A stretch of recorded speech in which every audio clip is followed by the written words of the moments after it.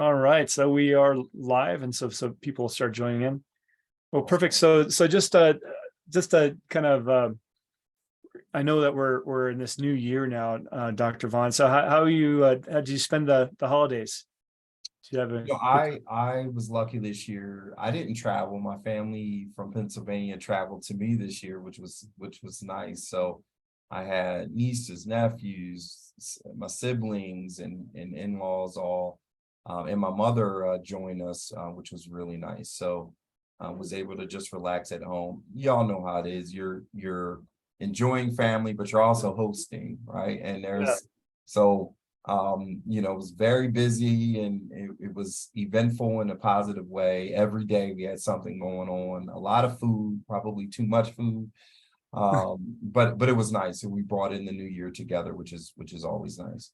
Yes, the food is the one thing. I think I gained about 7 pounds this but yeah, and being at home is great because was definitely not the year to jump on a plane anywhere, right? I mean, I felt bad for the individual stranded. I mean, you heard of all the flight cancellations and different things going on around the country. And, I can just imagine the frustrations, when you're traveling to see and spend time with family. So it was a rough time. In fact, my family had flight issues, Oh yeah. and that caused them to drive from Pennsylvania to Georgia. That was a minor detail I left out.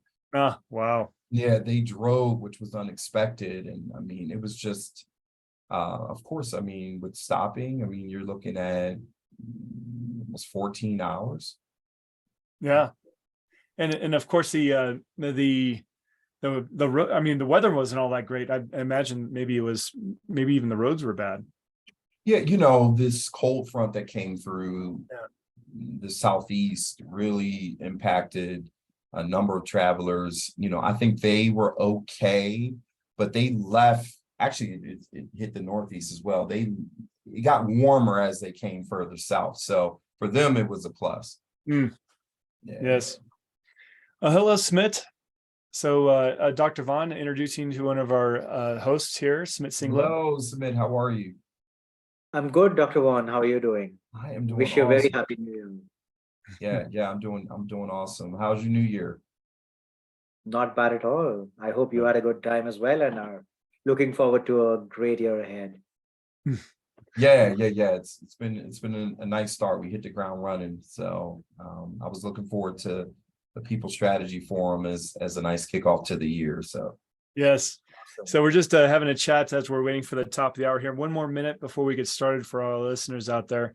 So talking about the wonderful holiday season, but the crazy weather that we had overall. So it's definitely glad that we're here into the 2023, and I'm excited for things to come for sure. you bet.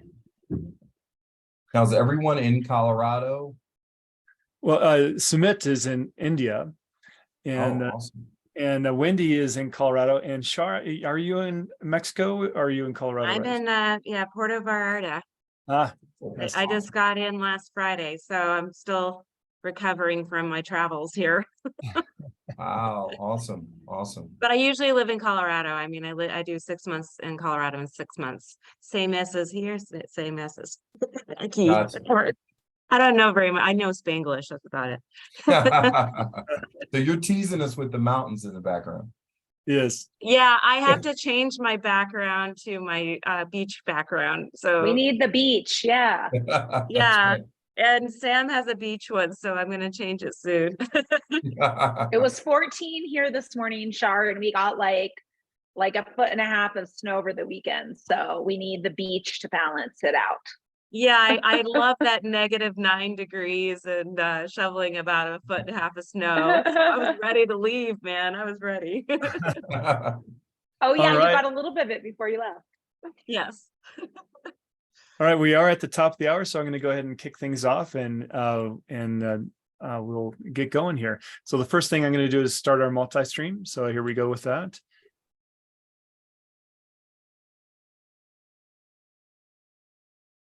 And just a moment as that starts.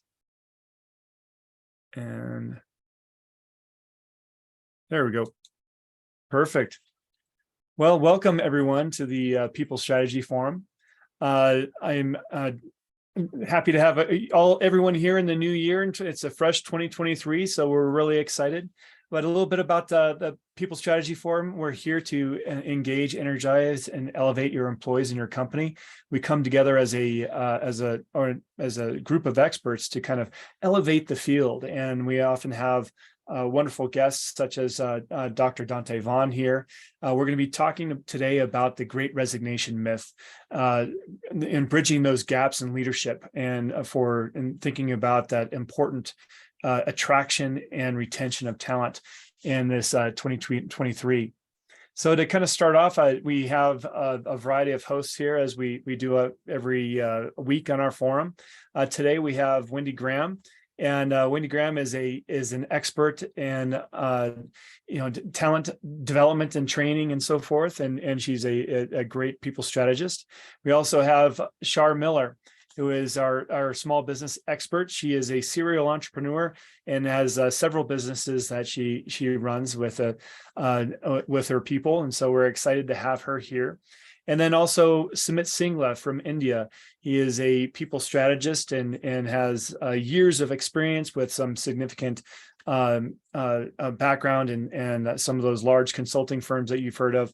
But we're very pleased to have Sumit Singla here. My name is Sam Reeve. I'm your host, and I'm with CompTeam.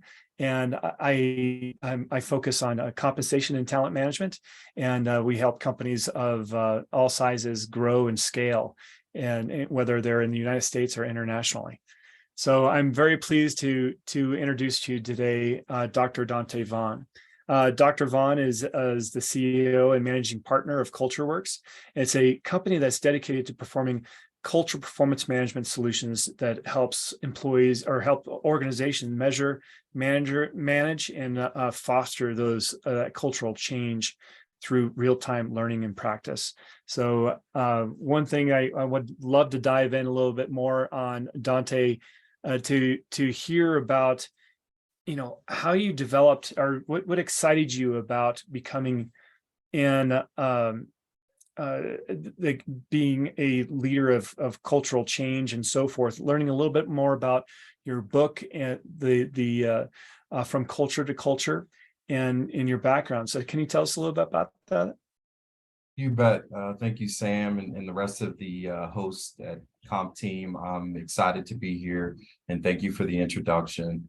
My work in the field of organizational leadership and culture began early in my career, and I started out as a traditional operations guy, and I started out in retail operations, merchandising, logistics, and kind of worked my way up through light industrial, heavy industrial, and both in the leadership capacity and then in the consultative capacity before I ever became a corporate executive and then eventually launching my own practice.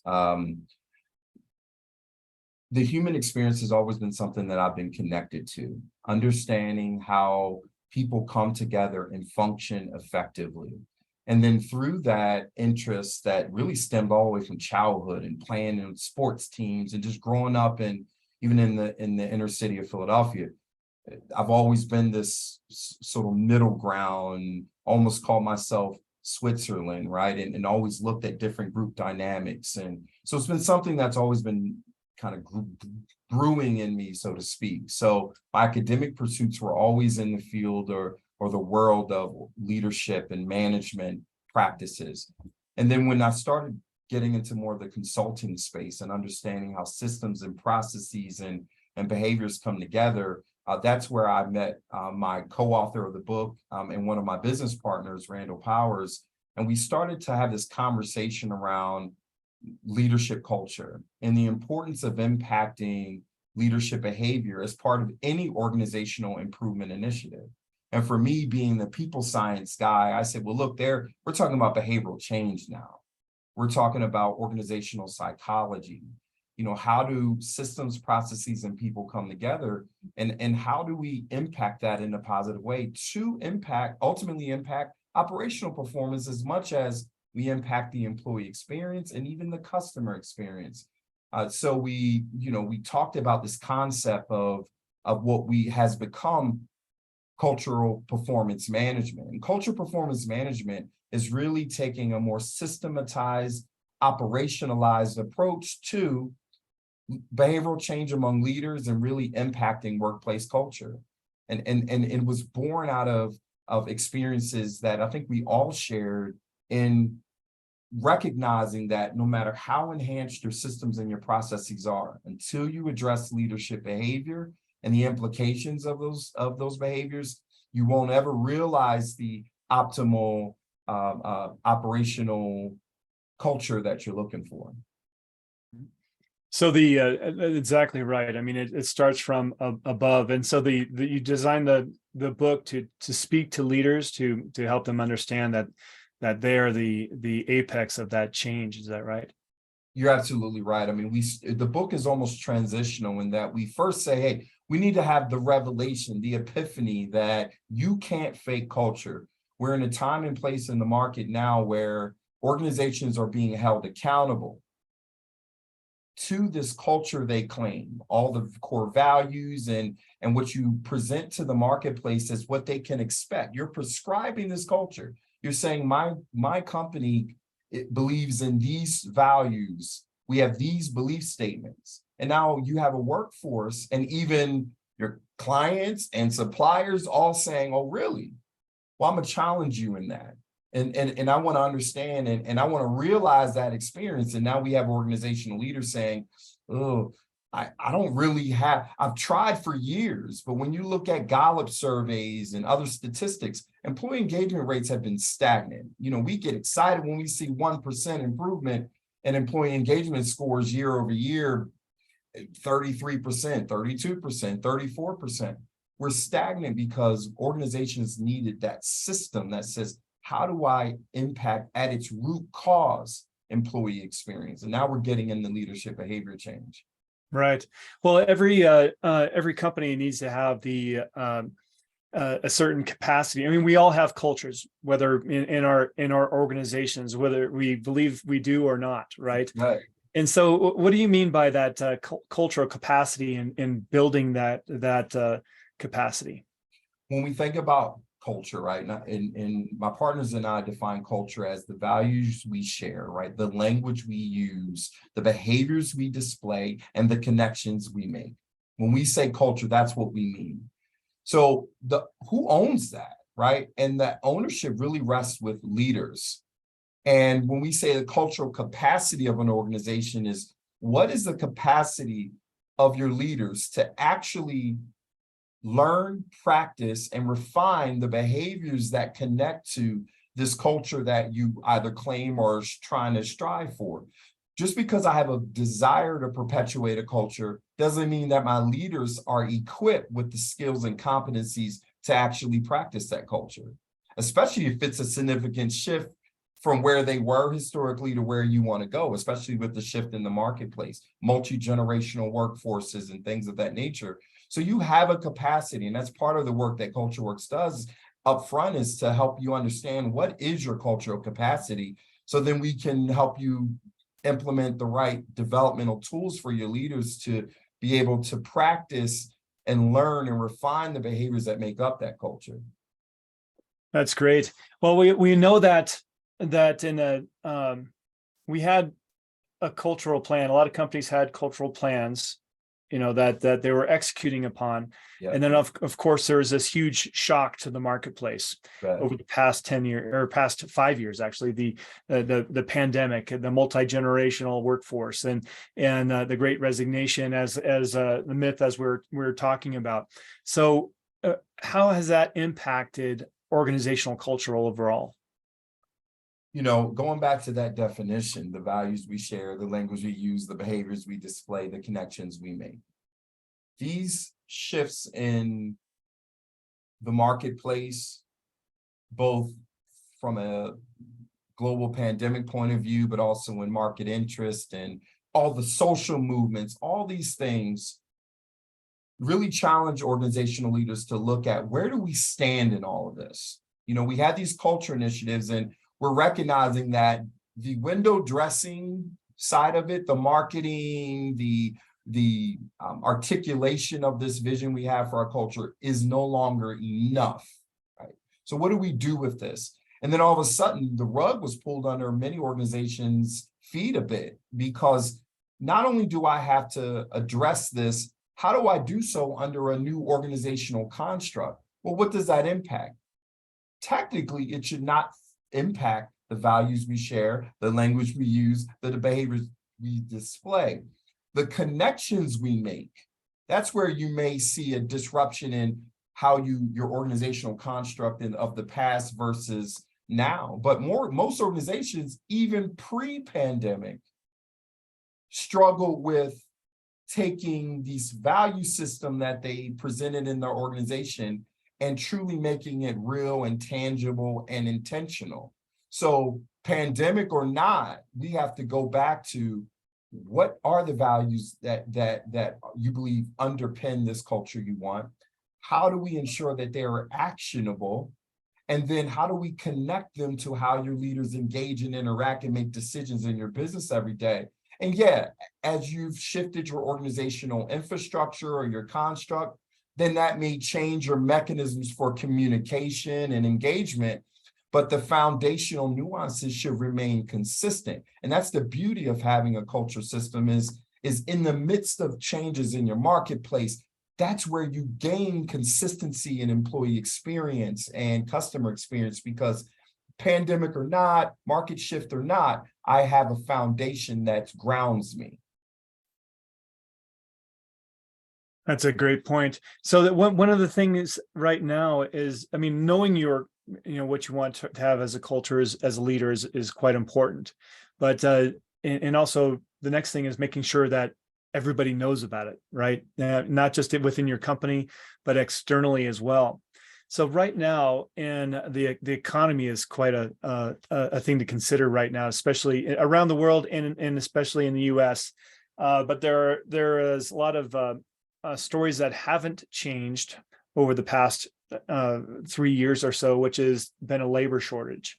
That continues even as the U.S. economy is going into recession. So what should companies do in this environment? This gets at this conversation that I presented around the Great Resignation myth a little, right? Because this perception of labor shortage, right? Oftentimes we attributed low unemployment rate means there's less of an available labor market. And conceptually, that's true, right? Then we couple that with, but there's a great resignation because of all the rhetoric, whether it's stimulus payments or whatever that's driving that. The reality is, and this is where my quote comes in, individuals isn't that they don't want to work, they just don't want to work for you. And what I mean by that is 60% of households can earn income outside of wage and salary. Meaning we're in a market now where individuals have choices in how they earn income to provide for themselves and their families. So it puts greater onus on, why would I go want to work for you? And organizations have struggled to either articulate or back up their claims as it relates to employee experience. And now you're having even our clients, our suppliers, conducting culture audits and trying to validate that who you stand for in the marketplace or in the window dressing is indicative of how you actually operate.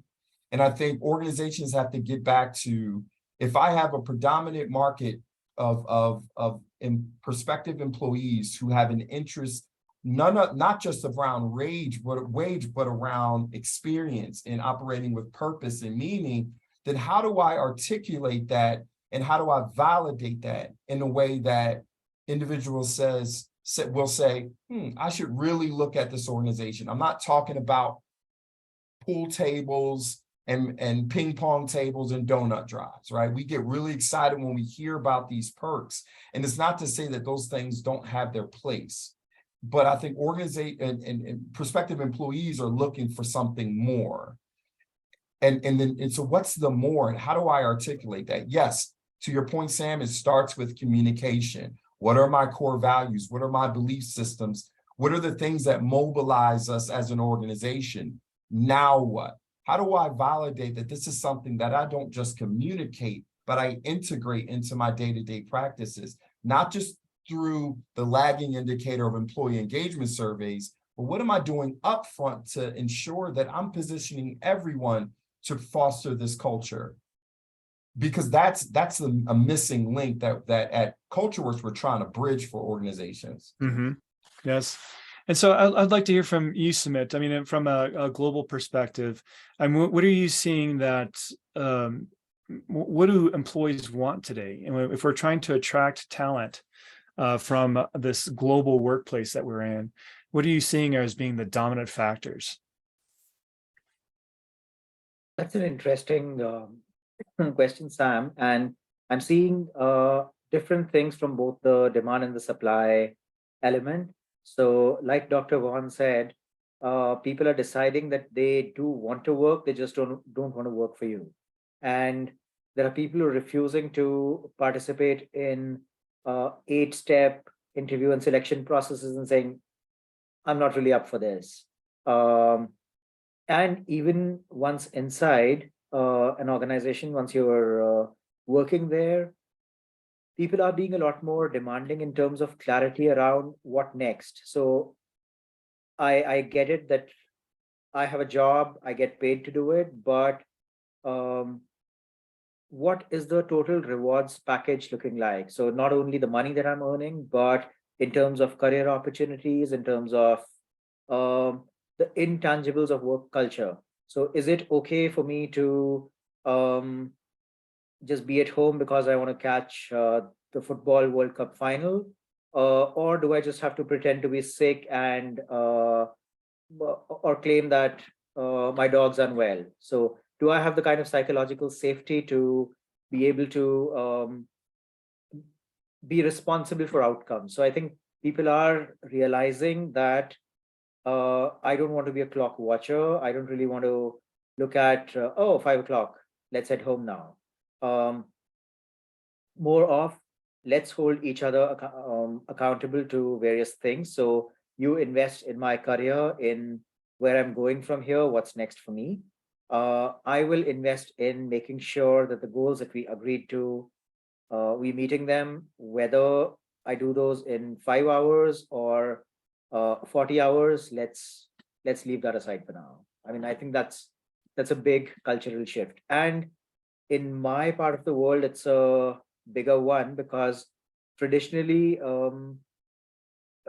in India and Asia, we've been a lot more respectful of hierarchy. So a boss says something, a boss is somewhere here on a pedestal, I'm somewhere here, therefore whatever is flowing downwards has to be done. It's like a general commanding an army and there's no option to refuse to do what you've been asked to, but that's shifting rapidly now.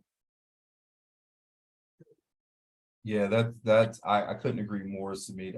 I from a global perspective, right? You're seeing an organization in countries where hierarchy has been ingrained in the cultural construct. So you can imagine in the United States, right, coming out of a generation and even into this new generation, Z, where familial constructs, hierarchical constructs look very different today. So how maybe some of us on this call were raised to still sort of we're a bit industrialized, especially if you were in the public school system, and we've been sort of trained to respect positions of authority, that it's a standard to go into work and you work a certain number of hours and you provide for. We're in a marketplace now where the work construct, not only just in terms of earning income, but the latitude and flexibility, whether we like it or not, has shifted. And the expectation of the predominant workforce today is different. They didn't grow up in the same construct. They didn't learn in the same environment, right? They're learning through autonomous or asynchronous learning, whether we like it or not. We laughed at virtual learning a decade ago or 20 years ago. Now it's a standard, right? We're coming out of, it's not just pandemic oriented. It just, expedited where the market was already headed. Asynchronous, autonomous learning, speed of execution. We're in a data-centric organization. So to your point, Sumit, am I being held to the hour for hour standard, or am I being held to the output? And can I realize that through a hybrid scenario or remote scenario? Because I just proved to you through the pandemic that I could do it. So we're in a really interesting time from a talent retention. But at the end of the day, as long as you have people coming together, virtual or otherwise, those experiences that are fostered and those connections that are made and the language that we use and the behaviors that we display still become essential in someone's evaluation of, is this experience worth it to me? And this is why you're finding, you ever catch an Uber and you find a senior level executive also driving Uber, or someone who has 3 degrees, and they're making that decision because their experience and what they can realize was worth it for them, right? And that's, we're in a different place now. Absolutely agree. And the other thing is that what the pandemic has shown us is people are demanding a lot more consistency. So when the pandemic began, companies scrambled over each other to make remote work happen and say that we're giving you all the tech tools. It's perfectly fine. You be at home. So many of the tech companies, they actually posted profits despite the economic pressures, despite all the challenges. And then suddenly you've got folks like Tim Cook saying, I don't believe collaboration can happen remotely, or people need to be back in office, and people are no longer buying it. They're saying, hang on, 2 years ago, you said we're doing phenomenally well despite everything. And now you're saying culture doesn't exist outside the 4 walls of the office? That's absurd. And people aren't buying it anymore. Yeah, absolutely. This conversation comes up even in my own internal team, and I'm a culture organization, right? The reality is this presenteeism is a real thing. It's less about how often you're present. It's more about how intentional you are when you're together, and how intentional you are and how you engage and interact when you're virtual, right? And that's part of the education process of our Gen X and baby boomer leaders, right? Because we came up in a space that, no, you need to be here. The culture exists in our human experience. And look, I'm a people science guy. I believe in the connections that we make, both in physical context, spiritual context. However, I would argue that I can also help an organization foster that in a hybrid format or in a remote format, because again, going back to the core definition of company culture, the values we share, the language we use, the behaviors we display, and the connections we make. We have technology that allows us to foster all of those things without physically being present. Do I think that I get this question asked all the time. Do I think that there is a difference in experience physically than not? Yes, because human nature and the biological construct of human beings, you create a different sensory experience being physical versus being remote. Yes. So then here's the challenge. How do I create psychological safety regardless of the format? I think one of you spoke to that earlier. That's right. Yes. So how do we do that? Is when we're looking at a workforce, a diverse workforce, all looking for multi-generational even, and they have different ideas of what they are looking for from work and how they would like to be treated by their peers and their managers and so forth and leaders. How do we get our arms around all of that? I've always, and my partners, I think would attest that we've always placed the responsibility on the, call it founding leaders or core leaders or senior leaders in their organizations to set the standard for the culture they're trying to drive, with the notion that this culture you believe will help you realize your purpose, your vision, your mission for your organization. That means it needs to drive or support the performance or the output you expect for your existence as a business, right? You're not trying to create an experience that you think everyone will love, and that's not what we're talking about. So foundationally, let's be clear about our value system, our beliefs, and what we believe. If we foster this culture, or how we foster this culture, has led or will lead to our success. Let's start there, which is why in every organization, I review value alignment, behavioral alignment, to goal and strategy alignment. If this culture will not help you realize your outcome, why are you trying to drive toward this culture? So let's be clear about that foundation. And once I'm clear about that foundation, how do I communicate it? How do I educate? How do I help individuals understand what it means to show up in this way? And for some, it will not be a good cultural fit for where you're headed.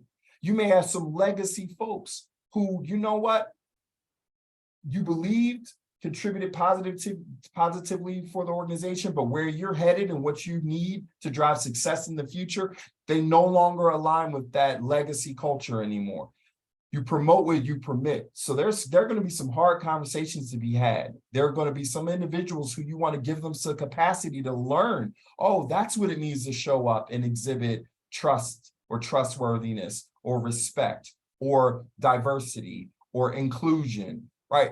You got to give people the opportunity to bridge their understanding and practice of it. But at the end of the day, you're not trying to say, hey, what do you want from me? You're prescribing the culture and then you're validating fit. So when we talk about cultural integration, from my job descriptions to my interview protocols to how I measure performance in my business, I have to be clear about connecting. These were the behavioral standards that we established. These are the behavioral expectations we have for how we engage and interact and make decisions every day. And am I evaluating you against that as a measure of success in our business?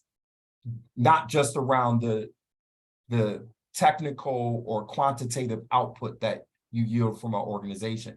That's a harder conversation for folks to have in business, but I think it's a necessary one. I see. So do you believe that format, that alignment that you're talking of, is that the key to driving the engagement that companies are looking for right now? Because as we're looking, what's happening right now is that leaders across the United States and many parts of the world are I mean, we've heard of this quiet quitting, which to me is just another language for lack of engagement. Is it caused of this change in the workforce that that now we're heading in a lot of companies are heading in a different direction and the values have changed or the alignment has changed a bit? Is that your perception? I think that may be part of it, right? I mean, some organizations are better than others at trying to validate that an individual is going to be a strong fit. But unless you, with intentionality, establish evaluation mechanisms that help validate if they're going to be a good fit, over time, people kind of bring what they think is representative of the culture you want or the behaviors that you want. And then they assimilate and they kind of get comfortable with what's been accepted as the okay standard. And yes, as an organization starts to put greater accountability around how individuals are showing up, you have some individuals who frankly realize they're no longer a good fit.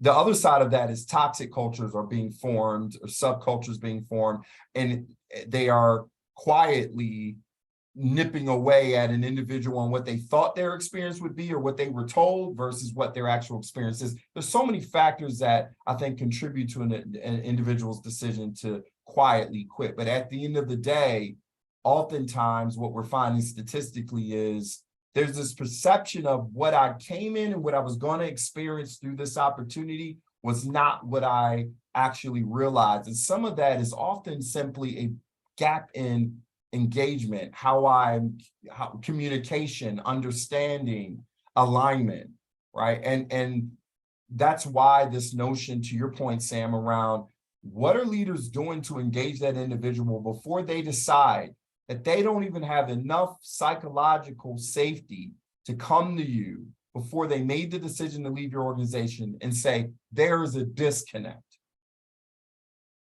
And how do we bridge that disconnect?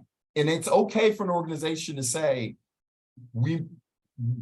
what we articulated or how we articulated, we may have missed the mark in that expectation, but let's try to get aligned. Not necessarily responding to everyone's desires, but Sumit mentioned this notion of giving people visibility to growth and trajectory. We misconstrue growth as simply promotion. And we shy away from this conversation because we can't promote everyone, right? The idea around growth isn't just in position.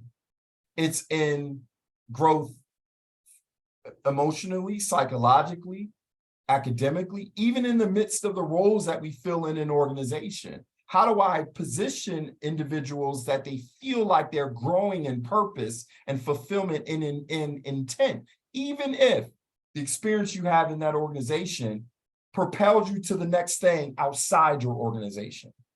And we sometimes, I think, as more legacy leaders, we lose sight of this conversation around succession planning, or we become really narrow in what that looks like, right? So Wendy, I know that there's a lot of questions coming up in the chat. What are you hearing? Well, first of all, we had a comment, Dr. Donte, that this is good meat.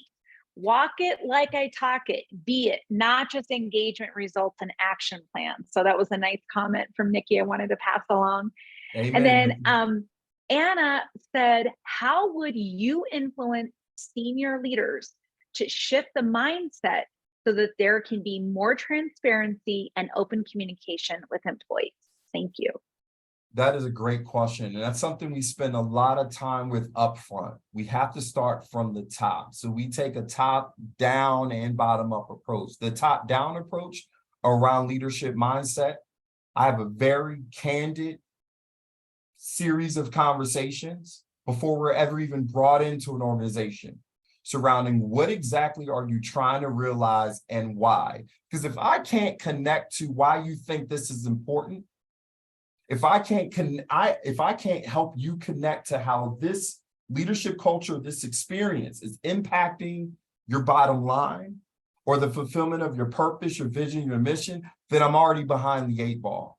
I will not go in and try to help you foster a culture if you don't buy in at the highest of high. So to Nikki's point, or to her question, establishing this alignment that we're talking about begins at the top, and we often connect. There are factors that have led to your success. Most clients we work with know how to make money. That's not the issue. The issue is in how they went about making that money and how people felt in the midst of making that money.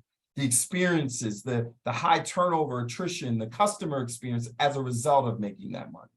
So we go back to, okay, something led to your success in making money. Let's capture that and scale that. Because right, as business leaders, we want scalability, predictability. And then let's take that and say, okay, but there's some things that are missing. So I put my operations hat on a bit. I start to have that conversation first.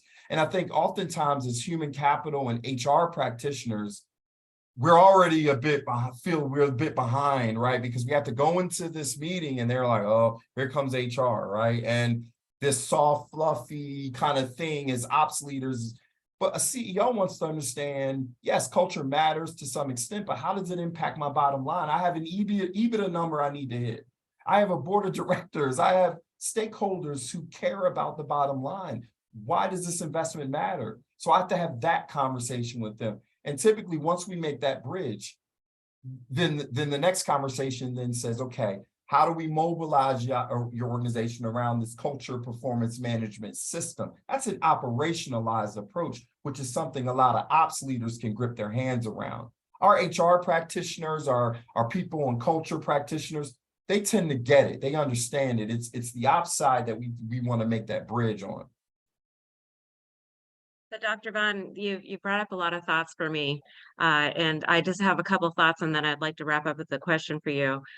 Sitting at that executive table, as you talk about, I have sat at that table having the diversity and inclusion and cultural discussions from a very traditional mindset that diversity, inclusion, and culture is all around gender and race and ethnicity. And I've heard a lot of those discussions. So looking at analytics such as the number of diverse employees that we employ, or the balance of diversity in departments. But I think what's new and progressive for today, and I think which would be more thought-provoking for our executive teams to really discuss, is some of these new aspects, of course, LGBT aspects of that complex new diversity that I think many executive leaders are kind of fearful to discuss. And afraid to touch some of those delicate items. But I also think, in addition to other things like disability, mental health is huge today. Neurodiversity, which is also an aspect of inclusion, I think we don't discuss very much. And then also just different thought styles and thought aspects. I feel that many executives or heads of HR departments, diversity, talent management departments, have not really scratched the surface on how do we analyze that, those aspects of diversity, how do we align it to return on investment, how do we actually find what the numbers are and how we can influence that, which then would equate to increased productivity, employees feeling more engaged and satisfied with their work. Because quite candidly, I think many employees are very turned off, quite honestly. When they hear diversity and inclusion in our culture, they think the traditional things, and I think employees are like tuning that out. That is not really inclusive to me. Sure. When I have neurodiversity matters, or maybe different mental health, different thoughts. So to wrap that up, what is your thought about some of those other aspects? And do you feel that executives and senior teams in charge of talent management strategy in their organizations are ready to start having those deep, crucial conversations in some of those different areas? What do you think about that? I'm glad you brought this topic up, and it's one that is often raised as a point of discussion and concern. And part of that concern is rooted in I'm reacting to what I've been told is an area of focus, but not really knowing how to act on it in a way that is truly impactful and tangible. And I agree with you 100% that that organizations are kind of stuck, so they go back to what they think they know about diversity and inclusion. Well, we've evolved this concept around diversity to diversity, equity, inclusion, and now we're diversity, equity, inclusion, belonging, right? Well, this DEIB context is really, to your point, it's rooted in human experience. It's rooted in how organizations, more specifically leaders, engage and interact. The greatest point of equity in any organization is rooted in consistency and engagement, interaction, and decision-making in the business, from hiring decisions all the way to performance management, all the way to how I compensate, all across the board, right? And I think part of it is we have to get out of the narrow lens of solely race and ethnicity, which has often been the predominant sort of focus area. While important, I think we have to look at it in broader context of what are the needs of my organization, and how do I become more intentional in the systems, processes, and behaviors that foster diversity, equity, inclusion, and belonging speaks to the experience of people. Because no matter how diverse my organization is, no matter how inclusive I try to be, even in the level of equity that I realize across my organization, if I don't still feel connected to the team and to contribution of the mission and the vision and the purpose that we have as an organization, none of it matters anyway. So I think we have to first take a 30,000-foot view back again and re-educate ourselves around what are we trying to accomplish here? Because if you try to tackle DEIB inauthentically or disingenuously, you're going to land where every other organization finds themselves, many, I should say, find themselves with, okay, let's just slap a quota on it and now we've done something. That may not be what's right for your business. So when organizations ask CultureWorks, well, how do you help us realize DEIB? Well, let's talk about first through the lens of behavior. and build consistency in how leaders engage, interact, and make decisions. But let's also talking about it in the context of standardization of systems and processes that align with those behaviors. If you fix that, you won't need a quota. You're going to do what's right for your business. You're going to do what's right for the community and what's right for your workforce. Now, to move with intentionality, if you're trying to move from a state where you did not have diversity, you were biased, you were intentional about ostracizing groups, guess what we still have to deal with? Behavior. Because something led to the decision, subconsciously or unconsciously, that said, these biases are going to shape my decision-making in my business. Now I got to go all the way back to my value system in my organization. I got to call out some senior leaders and say, wait a minute, because you were a part of that. But at the end of the day, I'm just going to start to be intentional about changing interview protocols. I don't have to set quotas when I'm getting at root cause. That's a harder lift, Char.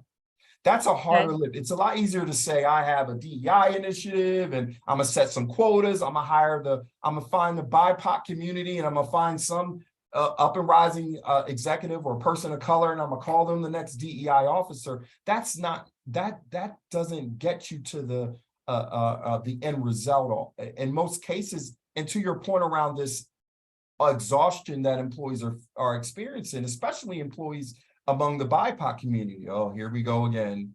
They took the one person of color we had in our leadership organization and called them the DEI officer because they're exhausted, because guess what? It's not manifesting in an experience. So to your point, yes, you have in putting in the right processes, LGBTQ plus communities, all of those groups become a part of it authentically and naturally through if you establish the right systems, the right processes, and the right behaviors. That's not an easy hill to climb, but it's one that some organizations are making real investment in, from unconscious bias training to an evaluation of their processes. We even have one client looking at their supplier diversity and what led to their decision-making around supplier selection. Guess what they're fixing? Their vendor management process, their vendor ranking process.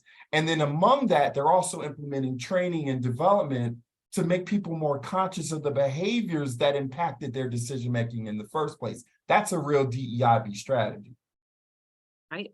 Well, you worded that perfectly. So I'm curious about the temperature of the receiving of this feedback to the executive team. I mean, you've said some excellent things from an HR practitioner I can certainly appreciate and grasp in my mind, but it is that CEO, CFO, those heads of those departments. You've worked with the executive teams, I assume, right? So how are they receiving what you're saying? And are they truly grasping and comprehending the points that you're making? I'm just curious how those discussions are going. You know, Char, it's spectrum of reception to what I'm saying, right? I'm you know, we're typically the disruptors, right? Yeah. If they've invited me to the table, it was for a reason. I always connect back to that root reason that why I'm at the table in the first place. And in my positioning up front, I'm saying, hey, we're gonna have some hard conversations. And there are going to be some things that we got to talk about. And it's also going to mean you may have to get out your own way a little bit on this one. And oftentimes, while it's not easy, we're able to bridge that sort of level, again, creating psychological safety for even the senior most leaders to recognize, you know what, because their desire or their interest, rather it's authentic or sincere in their personal belief systems, typically they believe in the vision and the mission of the organization at large, and they're willing to do what's necessary, even if that means getting out their own way. So as long as we can make the connection back to the bottom line, then even the most contributors, the strongest contributors to that disparity in their organization will make the shift. So quick question. Do you predominantly work with, in your Culture Works company, do you work with HR professionals, talent management, diversity, inclusion, or executives? I mean, who's your key client that you support? I'm just curious how we could share your work. You're not going to want to hear this, but all of the above. And here's what I mean by that. We typically enter the door through the C-suite or V-suite point of view, right? And both in operations and HR. It's very rare that we're just interacting with HR without operations. We typically are going to have some overlay because, again, we have to get to the top. We have to ensure that there's alignment across the board. Now, with that, we tend to bring, when we start getting into learning and practice and development of leaders around these behavioral standards, now we're doing learning and development, chief culture officers, chief HR officer, then we're starting to get into those realms of function and thinking. But up front, we want to interact with all of the key influencers and what has led to the positive and opportunistic aspects of that workplace culture. Thank you. We have definitely share. We have a question from Lisa, who's listening live today, and she wants. Some HR postings are now using the term JEDI, justice, equity, diversity, and inclusion. How do you feel about this term? And is it marginalizing by using a Star Wars term, the importance of the work? Thank you. That's a great question. I've seen that kind of spark some controversy. This premise around justice is really a relatively new emphasis organizations are taking as a result of the social movements that have occurred and the social injustices that have been presented across the marketplace. And organizations are feeling this obligation to take a stance on it, right? It was just like y'all remember when every organization on every job just posting had, I am an EEOC compliant employer, right? Because equity was such a big thing, right? And so now you're seeing this J piece of it now. Everyone likes this catchy kind of spin on it. I'm less inclined to have an ideological view on whether that acronym is appropriate or not. I would argue if it aligns with the nature of your culture, then fine, use it. I hope it's not copywritten, right? That for me is less important. It's more about what do you have integrity behind what that stands for? What do you mean by the J? And what practices are you doing that speak to that? Same thing with the other aspects of that acronym. Like if I'm an employee, I want to understand, well, what does that mean? Because the catchphrases and things are cute, but my experience matters, right? And I think we're getting to a point now where actions will speak louder than words. What investments are you making in perpetuating that claim that's behind that acronym? I think that's more important. And what you'll find is you're going to be less inclined to use catchy phrases and acronyms. You're going to be able to speak to real examples. Guess who I'm having coming in doing orientations? The people who are experiencing the culture, right? I mean, it's a different experience in that context. Right. Well, thank you, Dr. Vaughn. I know that there's a lot of activity in the chat and a lot of interest in what you're talking about. So, but I do want to bring up our next week's speaker as we're approaching the top of the hour here before we take further questions. But we're going to be our next week. We're going to be talking to Keyshawn Hughes. We're going to be talking about setting up your team for a success with a neurosavvy approach. I think this comes into an alignment with really understanding our people and their where they're coming from, their desires, and taking that neuroscience type of approach to a next level. So please join us next week for Keyshawn Hughes in that discussion. So bringing it back to you, Dr. Vaughn, I would really like to hear a little bit more about how you help your clients and the programs you have available. How can people with questions on our audience here get a hold of you? Sure. So of course you can find me on LinkedIn or even associated with the links with the CompTeam. You can visit our website at www.getcultureworks.com. That's CultureWorks with an X, getcultureworks with an X.com. We have all our contact information there and what have you. Much of the work that we do begins with, of course, those initial very candid conversations around what organizations believe they need relative to cultivating their desired company culture. And then we start out with a culture assessment, right? That's our opportunity to really get in and discover what the needs of the business really are, and start to develop a roadmap for how to help realize that, both in a consultative and advisory capacity, but also in the technological or software-based leadership development tools that we create that really foster sustainability of that learning and development process.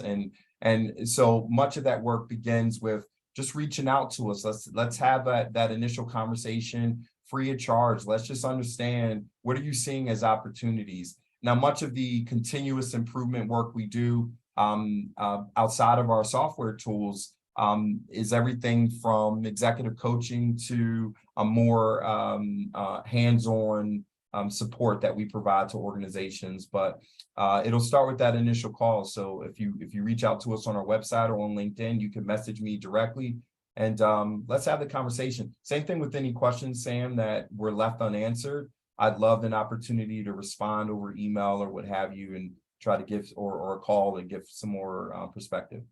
Sure, and absolutely, we'll share that information with you. Wendy, do we have some further questions? Yes, Nikki said, it sounds like we still need to deepen our grasp of humanizing employees holistically. We put so much energy into checking off milestones in our strategy plans. We include all the right buckets, but it's just another org measure and the cat out of the bag. I enjoyed this. Thanks so much. Yeah. I agree. I think we, in our book, we talk about how culture is not an initiative, right? If you treat your workplace culture like it's this one thing, and as long as I do this one event or this one exercise or this one whatever, then I've checked the box and I've fulfilled the needs of our organization or the market interests. And I think it's, to her point, it's far greater than that. This is about, to her point, humanizing the employee experience, humanizing our organizations. We may deliver a widget or a product or a service, but we can't treat people and the people experience like widgets, right? And we have to recognize that human experience matters, even if we disagree with the mindset of the incoming workforce. We have to seek to understand, and what we'll find is commonality.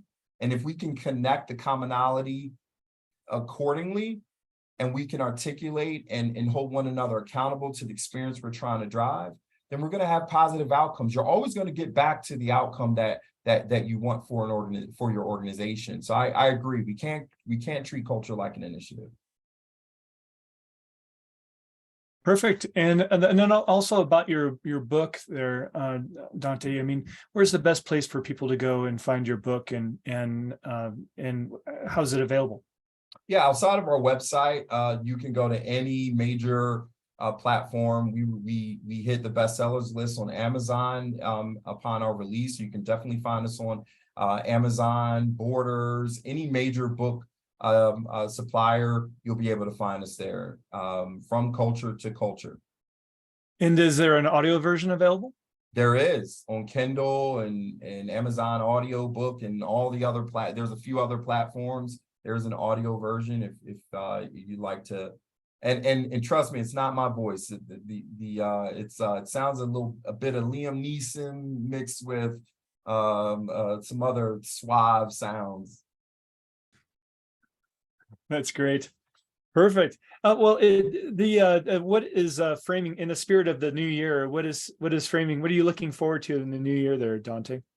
In the new year, I think this is an opportunity that it's emerging across the marketplace for organizations to be intentional about mobilizing their leaders and realizing or sustaining a positive workplace culture. And I think more and more leaders are recognizing we have to do something authentic and real about this culture we're fostering. So I think for CultureWorks, we expect opportunities to really impact the lives of leaders, and we truly believe that foundationally.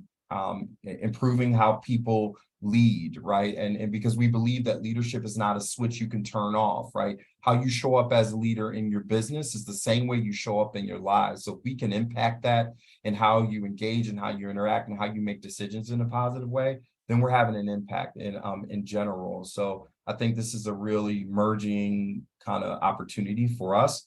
So we're looking forward to it. Well, with great respect, Dr. Vaughn, I'm so happy that you've shared your wisdom here with us today and our listeners.